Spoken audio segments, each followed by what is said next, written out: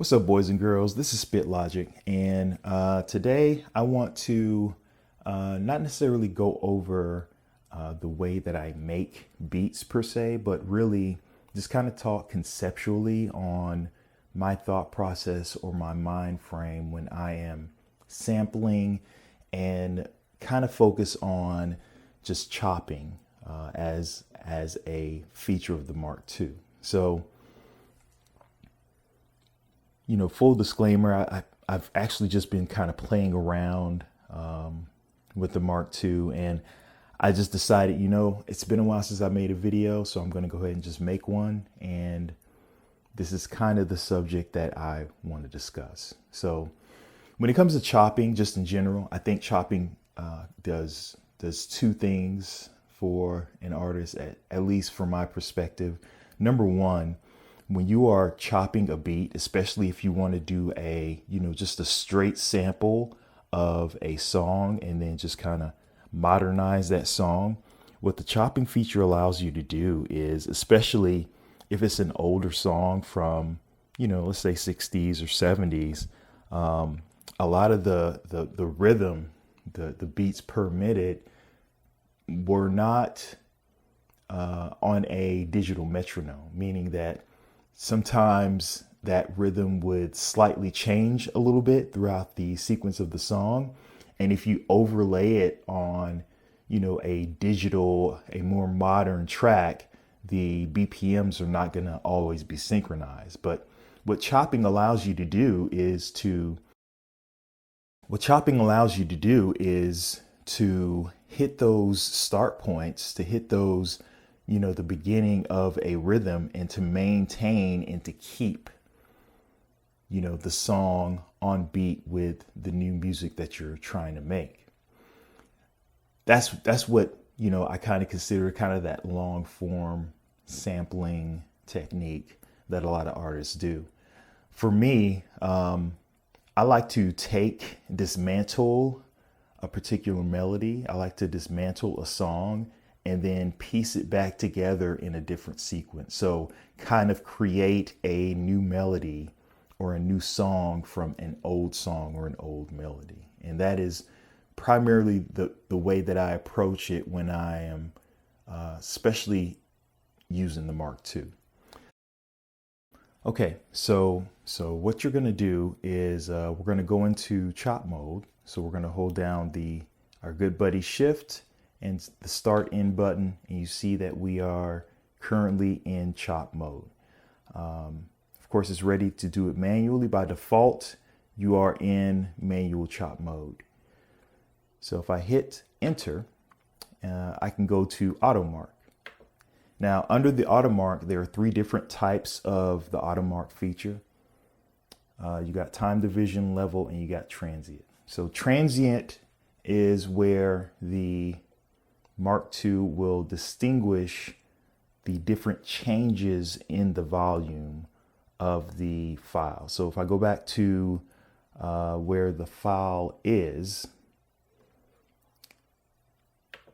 you can see there are some parts of that actual file where the volume changes. And any significant changes, that's where the Mark II is going to actually mark it based on those changes. So if you have it as a hard mark, you're going to get more different marks in it. And then the other parameters are mid and soft. Mid, soft, and then hard, right? I think this auto feature works best when you're dealing with drum loops, with drums, just because the percussions are so direct, much more of a direct sound and a much more shorter, hard hitting sound. This is probably the best type to use this on for auto marking. Now the second one, level, that is going to be based on the volumes that are similar within the actual file. So it will mark it at those volumetric points that are at the same level or that are similar. So it will quickly, analyze the file and then determine at what points is it supposed to put those marks in. So if you have parts of the song that are at, let's say if on a scale of 1 to 10 at the level of 5 across the actual file, that is exactly where it's going to mark it. And then going to time division, which is what I use. Time division, it doesn't consider any sort of volume. It considers the actual length, and it will calculate how to make it into even segments based on the number of segments that you want. So typically for me, I like to go to around 4 different segments. And initially I thought, like, why are there odd numbers? But even as an odd number, you can still separate it into an even number. So I can do it right here. And as you can see, it's in 3 different segments, and all 3 of those segments are the same length. So typically when I do end up having, different segments on it, I will still have to do a little bit of editing and movement of that mark, just because I don't want it to cut off a portion of the song that I want to start sampling from. So like right here, to me, that'd be a good place to chop that one up, right? Now, once I've done that, and you'll see right here with the 4 different samples, the 4 different parts of the song.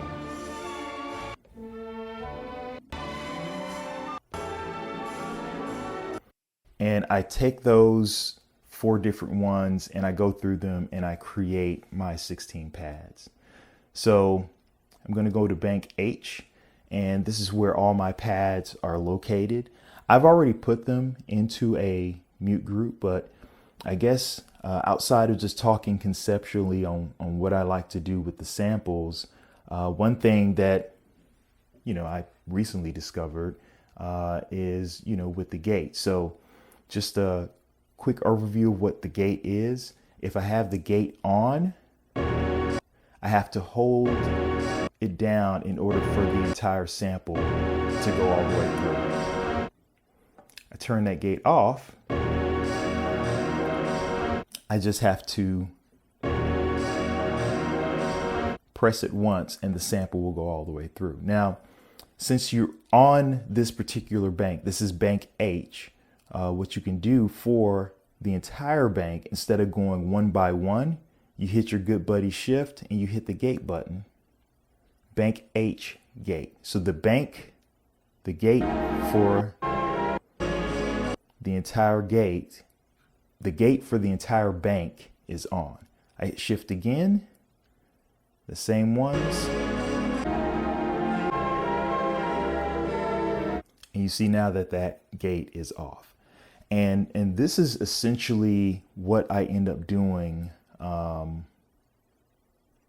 once I've put all those pads together onto a particular bank. So what I really like to do after I've gotten those 16 pads on there, I really like to kind of play with it. But what I end up doing in addition to that is kind of manipulating some of those samples. So one of the things that I always end up doing, I'll go to the pitch speed, and when you are listening to a sample, let's say pad 3, it's fine. It sounds great, but something about when you change the pitch of a song, or of a sample, it just changes the texture of it. And I really like those textural changes. So for this, sometimes I typically go like 4, no more than 8, but like, let's say at 4, has a whole different feel, right? Whole different feel from here. But of course, since these are all part of the same song, if I'm going to make one sample lower, more than likely 9 times out of 10, I am going to make all the samples lower at a lower pitch. So what you can do when you're on screen, this particular screen, everything that you do to this single sample, you can manipulate it here. But if you want to do it to all of the samples on this particular mute group, not on the bank, but on your mute group, you hit the copy button. You hold it down, and you'll see it says to mute group, and the mute group is blinking. So right now,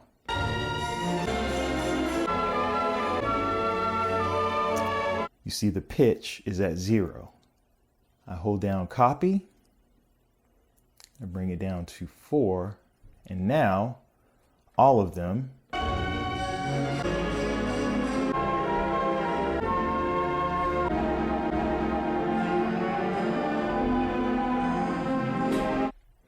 and I just think that really a lot of times I really enjoy doing that, because that sound, just pitching it down, just completely changes the dynamic of the melody.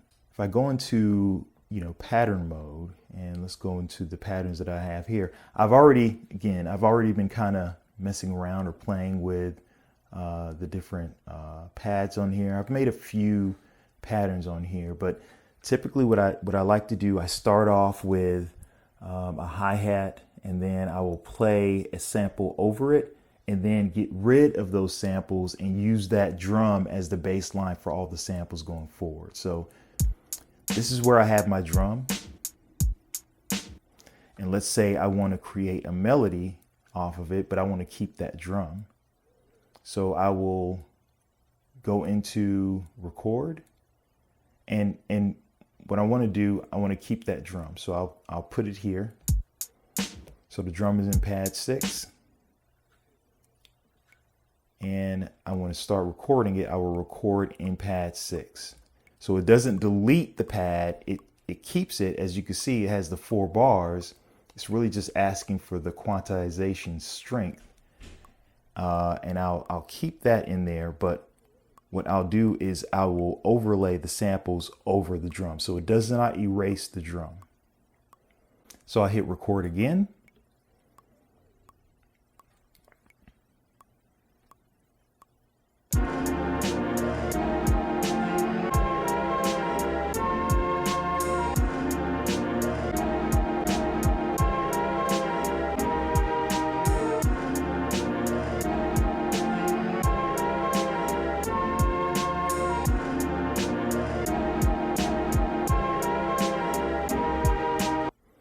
So I have my song right here, right? And let's say if I accidentally had recorded over my actual drum track and I wanted to get rid of this, but I wanted to keep this sample, because this pattern's sick, right? This pattern is sick and I want to keep it. So I would hit copy, and I can copy this.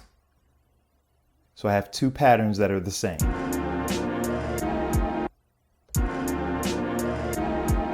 And then I can decide, you know what, this is the one I want to just bear down to just the drums. So what you can do is you hit the record button on here. You choose the pad that you want to record on and hit that record button again.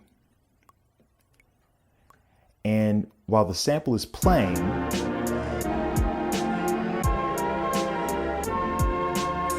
you hit delete.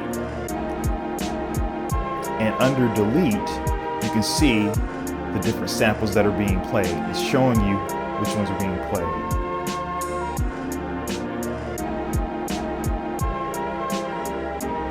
So if I hold down those samples that are being played, it is erasing them as it's going through each of the samples. So now I let go, and it's just the drum. I hit exit, and I'm back into the pattern. Okay, now another way that you can erase or get rid of what you've done as far as recording a pattern. So if I go into the pattern, and this is very important that you stay in the record mode when you do this. So I go back into record a pattern, and let's do a different pattern this time.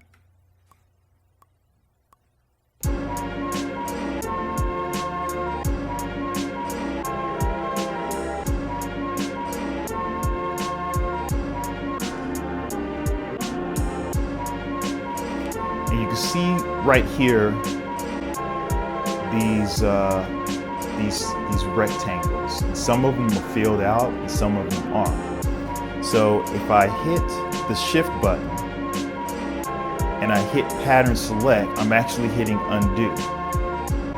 And I'm undoing the last thing that I did.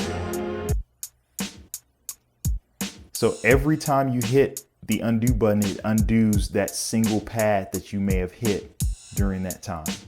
So that's also another way you can erase it, but you have to ensure that you stay in the same record mode in order to erase it in real time. So let's see. So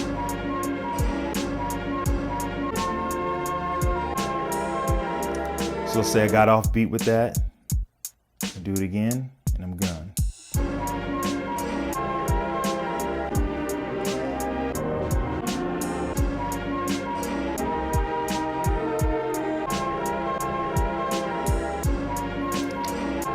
So if I exit out and I go back into record mode, you see right here, those patterns have stopped. They're all blank. I can't undo what I've done. So essentially what I have to do is I have to make those corrections in real time. Otherwise, you have to do it the other way, where you do record and hit the delete button and delete those patterns in that manner. Anyway, this was just a overview of just another piece of the puzzle as to beat making and my beat making journey. Hope you've enjoyed it. Hope you got something out of it. And thanks for listening. And until next time, peace.